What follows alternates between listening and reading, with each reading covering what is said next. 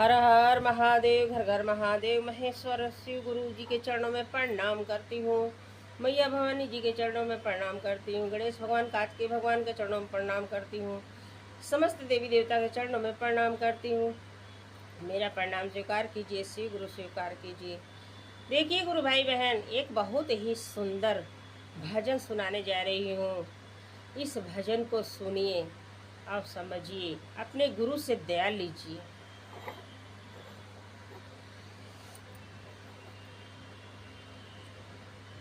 कमन फूलवा फूले नाई हारवा, कवन फूल ससुरमा फूले हो।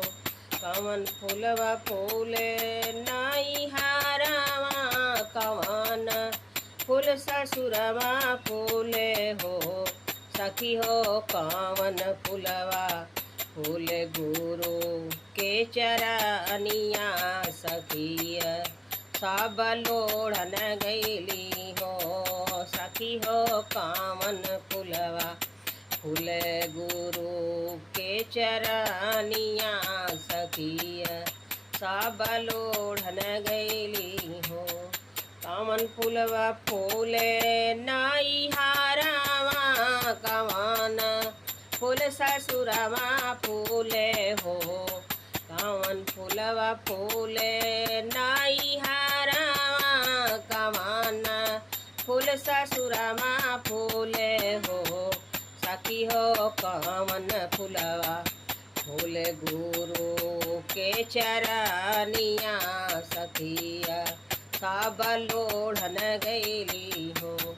सखी हो कवन फूलवा फूले गुरु के चरनिया, सखिया सब लोढ़न गैली हो।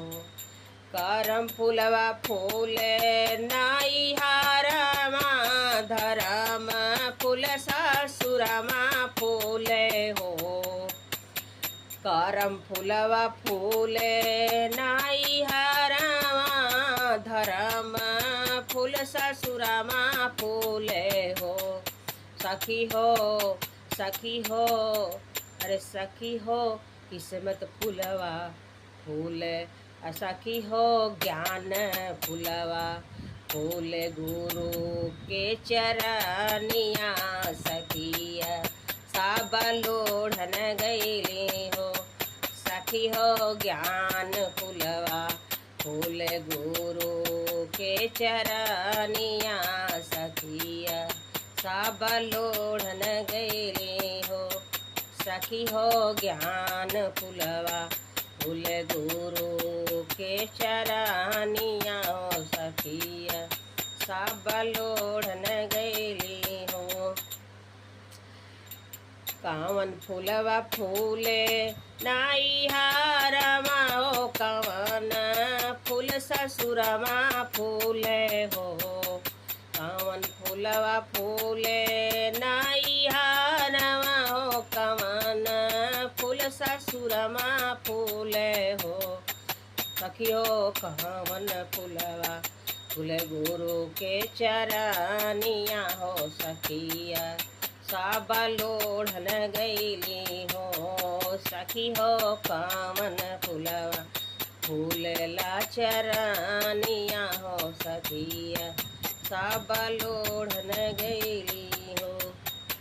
करम फूलवा फूले नाई हारवा, हो धरम फूल ससुरवा फूले हो। सखी हो ज्ञान फूलवा फूल गुरु के चरनिया हो। सखिया सब लोढ़न गैली हो।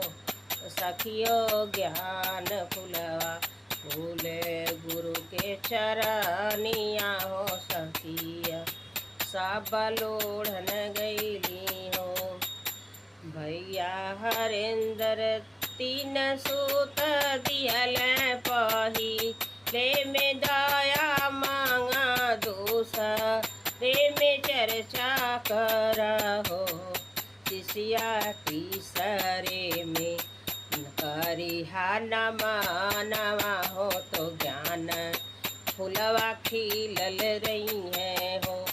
सखिया तीसरे में करिहा नवा हो तो ज्ञान फुलवा खिलल रही है हो।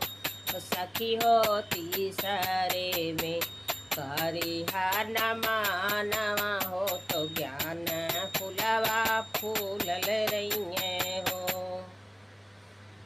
नमः शिवाय।